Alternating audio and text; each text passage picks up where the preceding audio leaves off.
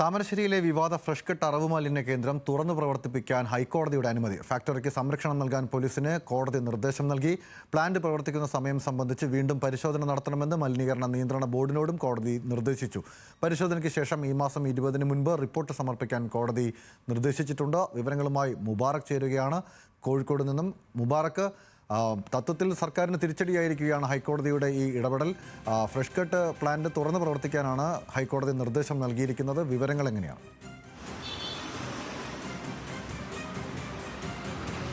തീർച്ചയായിട്ടും ഗൗതം, സർക്കാരിനും അതുപോലെ സമരക്കാർക്കും തിരിച്ചടിയായിട്ടുള്ള ഒരു ഇടക്കാല ഉത്തരവാണ് ഹൈക്കോടതിയുടെ ഭാഗത്ത് നിന്ന് ഇന്നുണ്ടായത് എന്നുള്ളതാണ്. കാരണം ഏറെ പ്രതീക്ഷയോടെ സമരം വിജയിക്കുമെന്നുള്ള പ്രതീക്ഷയിലായിരുന്നു അവിടുത്തെ സമരക്കാർ ഇതുവരെ ഉണ്ടായിരുന്നത്. എന്നാൽ കഴിഞ്ഞ ദിവസം ഹൈക്കോടതിയിലേക്ക് ഈ സംയുക്തമായിട്ടുള്ള പരിശോധനാ സംഘം നടത്തിയ പരിശോധനയുടെ റിപ്പോർട്ട് സമർപ്പിച്ചതിൻ്റെ ഭാഗമായിട്ട് ആണ് ഇന്നിപ്പോൾ കോടതി ഈ വിധി പ്രഖ്യാപിച്ചിരിക്കുന്നത്. അതിൽ പറയുന്ന പ്രധാനപ്പെട്ട കാര്യം, പ്രത്യക്ഷത്തിൽ അല്ലെങ്കിൽ കാഴ്ചയിൽ ഒരു മലിനീകരണം നടന്നിട്ടില്ല എന്നുള്ളതായിരുന്നു റിപ്പോർട്ടിൻ്റെ ഉള്ളടക്കം.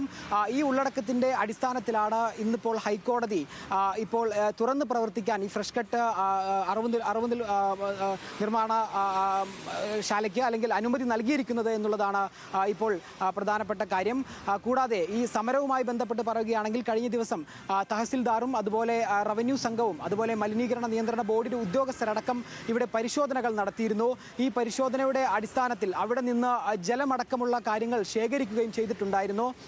ഇനിയിപ്പോൾ സമരക്കാർക്ക് ഒരു സാധ്യത കൽപ്പിക്കുന്ന രണ്ട് കാര്യങ്ങളെന്ന് പറയുന്നത്, ഒന്ന്, ഈ രാസ പരിശോധന, അതായത് ഈ ജലത്തിൻ്റെ രാസപരിശോധന നടന്നുകൊണ്ടിരിക്കുകയാണ്. ഇതിൻ്റെ ഫലം വരണമെന്നുള്ളതാണ്. ഇതിൻ്റെ റിസൾട്ട് ഒരുപക്ഷെ ഇവിടെ മലിനീകരണം ഈ ജലത്തിൽ ഉണ്ട് എന്ന് കണ്ടെത്തിയാൽ ഒരുപക്ഷെ ആ റിപ്പോർട്ടുമായി സമരക്കാർക്ക് ഹൈക്കോടതിയെ സമീപിക്കാനാകും. അതല്ലെങ്കിൽ ഉത്തരവിൽ പറഞ്ഞിരിക്കുന്നത് പോലെ ഇത് തുറന്ന് പ്രവർത്തിച്ചതിന് ശേഷം ഈ ഉദ്യോഗസ്ഥർ വീണ്ടും പരിശോധന നടത്തി അതിൽ മലിനീകരണം നടന്നിട്ടുണ്ട് എന്ന് കണ്ടെത്തിയാൽ അത്തരത്തിലും സമരക്കാർക്ക് വീണ്ടും ഹൈക്കോടതിയെ സമീപിക്കാനാകും എന്നുള്ളതാണ് ഇനി മുൻപോട്ടുള്ള സാധ്യത. അതുവരെയും ഈ അറവ് നിർമ്മാണ അല്ലെങ്കിൽ ഈ ശാലയ്ക്ക് എന്തായാലും ഒരു പൂട്ട് ഇടുന്ന ഉത്തരവ് തൽക്കാലം ഹൈക്കോടതി സ്റ്റേ ചെയ്തിരിക്കുകയാണ്.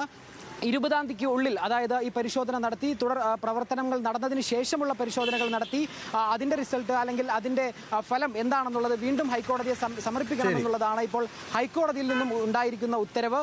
എന്തായാലും സമരക്കാർക്കും സർക്കാരിനും വലിയ തിരിച്ചടിയായിട്ടുള്ള ഉത്തരവാണ് ഇപ്പോൾ ഹൈക്കോടതിയിൽ നിന്നും ഉണ്ടായിരിക്കുന്നത്. ഗൗതം, ശരി, മുബാറക്കാണ് വിവരങ്ങൾ നൽകിയത്.